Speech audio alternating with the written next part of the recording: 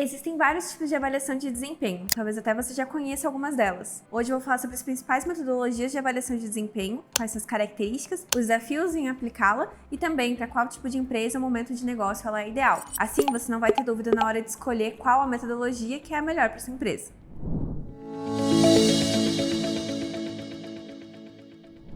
Oi, tudo bem? Eu sou a Nath da Listo e se você acredita que cultura forte é coisa de empresa forte, se inscreve no nosso canal. Estamos sempre lançando conteúdos para pessoas empreendedoras, lideranças e profissionais de gestão. Use os comentários abaixo também para deixar suas dúvidas. Às vezes eu esqueci de algo muito importante e vai ser bem legal aprender com você também. Se você gostar desse conteúdo, deixa a gente saber com o seu like e compartilha com uma pessoa que você sabe que precisa ouvir isso. Olha só, se você quer estruturar os processos de gestão de pessoas na sua empresa, te convido a conhecer nossa mentoria do Zero ao Plano. Nessa mentoria vamos te ajudar a dar o pontapé inicial e a transformar a cultura da sua empresa. Então clica no link da descrição ou escaneia o QR Code que está aparecendo aqui na tela. Vamos começar falando sobre a autoavaliação. A autoavaliação coloca o próprio colaborador no papel de avaliador de seu desempenho, refletindo sobre os principais desafios, conquistas e pontos de melhoria. A autoavaliação ela estimula no colaborador o autoconhecimento e o senso de responsabilidade sobre sua própria evolução. É importante também porque reduz a resistência ao feedback, porque envolve o colaborador nesse processo de refletir sobre seu desempenho. Tem como desafio que nem todos os colaboradores têm esse autoconhecimento tão bem desenvolvido e sentem dificuldade de avaliar de forma precisa o seu desempenho. Pode haver uma superestimação, quando o colaborador se entende como muito melhor do que aquilo que realmente foi o desempenho, quanto uma subestimação, o colaborador se avalia muito pior do que realmente foi. Esse modelo é ideal para empresas que querem promover um ambiente de aprendizado contínuo e organizações que querem incentivar a autogestão e o desenvolvimento de carreira, principalmente colocando o colaborador como protagonista nesse processo. Já na avaliação de 90 graus, o colaborador é avaliado exclusivamente pela sua liderança imediata. Ele é um método objetivo e prático, porque acompanha a devolutiva daquele gestor que acompanha diretamente o desempenho do colaborador. Por isso, ela costuma ser mais simples e prática, podendo ser realizada e concluída mais rapidamente. É importante também porque fortalece o diálogo com a liderança. Tem como desafio um risco de subjetividade, porque leva em consideração a percepção apenas de uma única pessoa, que também, dessa forma, depender da relação entre líder e liderado, pode acabar caindo em vieses, tanto no sentido positivo quanto negativo do desempenho do colaborador, dependendo da relação entre líder e liderado. Tem o risco de pouco engajamento, porque o colaborador ele não assume um papel tão ativo dentro desse processo. E se o líder não estiver bem treinado, pode cair em vieses ou até entregar um feedback pouco embasado ou raso. Apesar disso, ele pode ser um bom caminho para empresas que ainda estão estruturando seu processo de avaliação de desempenho e construindo gradativamente uma cultura de feedback. E é um bom primeiro passo para que tanto colaboradores quanto líderes se acostumem com o processo de avaliação e de devolutivas. Ela também é ideal com equipes de níveis operacionais mais baixos ou níveis hierárquicos mais baixos, que às vezes podem não compreender tão bem formulários de avaliação. É bom para empresas com estruturas hierárquicas mais simples, em que essa relação entre líder e liderado é bastante próxima, e pode ser também uma boa opção para empresas que querem avaliar cargos de hierarquias de níveis mais baixos. A avaliação de 180 graus une essas duas últimas avaliações que a gente conversou, a autoavaliação e a avaliação da liderança. E esse processo acaba se tornando muito rico porque traz a perspectiva tanto do colaborador quanto da sua liderança sobre como foi o desempenho. Ela vivencia os mesmos desafios que as autoavaliações e a avaliação 90 graus enfrentam, como falta de autoconhecimento bem desenvolvido e a preparação da liderança. E, em comparação com outros métodos que a gente vai ver em sequência, ela acaba sendo um pouco limitada pelo número de avaliadores que estão envolvidos no processo. Apesar disso, ela é ideal para empresas que estão ali com uma cultura de feedback um pouquinho mais amadurecida se comparada com as avaliações anteriores que a gente discutiu. E é ideal também para empresas que querem estimular esse processo de autoconhecimento e principalmente aumentar o contato e a conexão entre líder e liderado pelo sentido mais coletivo que tem ali da reflexão sobre como foram a percepção das duas partes dentro desse processo.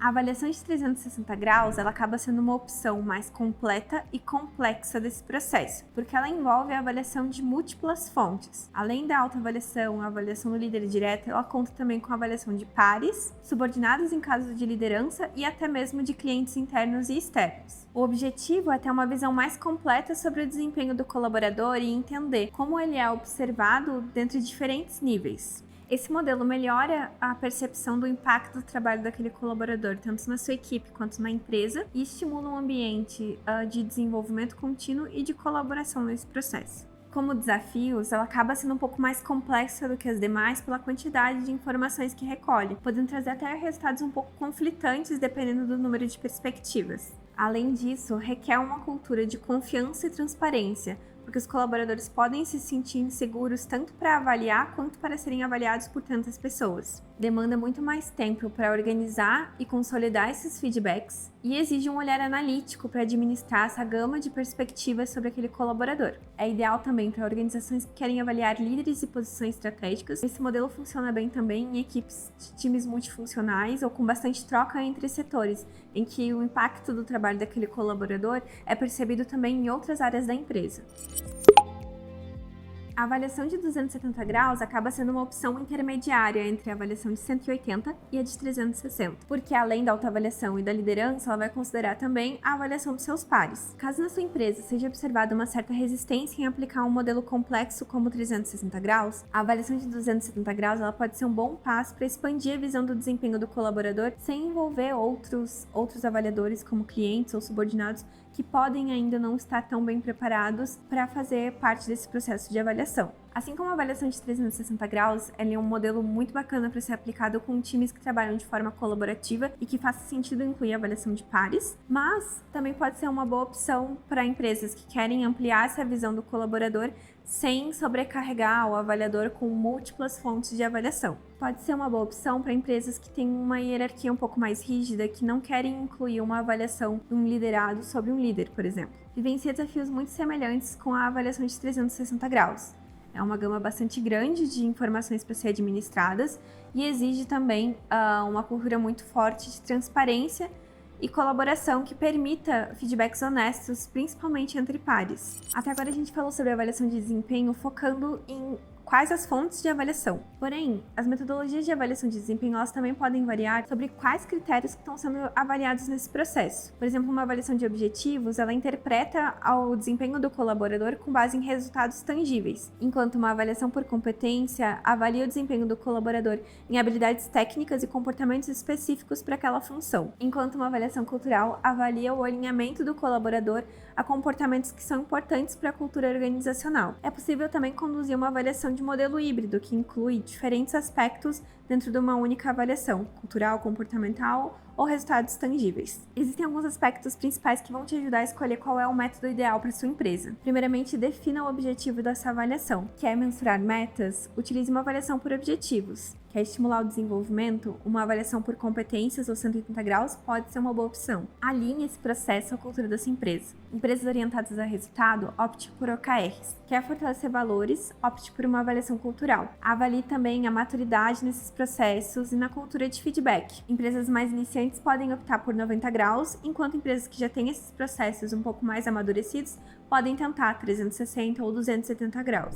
Bem, isso aqui foi um pouquinho dos principais tipos de avaliação de desempenho, apesar de existirem uma gama de outros. Queria entender com vocês, deu para escolher qual é o ideal para o seu momento? Deixa nos comentários caso você tenha alguma dúvida, ou também caso você tenha observado que faltou alguma informação importante aqui nesse vídeo. Vai ser bem legal aprender com você também. Se você gostou desse conteúdo, deixa a gente saber com o seu like e compartilha também esse vídeo com aquela pessoa que você sabe que precisa ouvir isso. E lembrando, se você quer estruturar seus processos de gestão de pessoas, a gente tem nossa mentoria do zero ao plano. É só clicar no link da descrição do vídeo ou escanear o QR Code que está aqui na tela.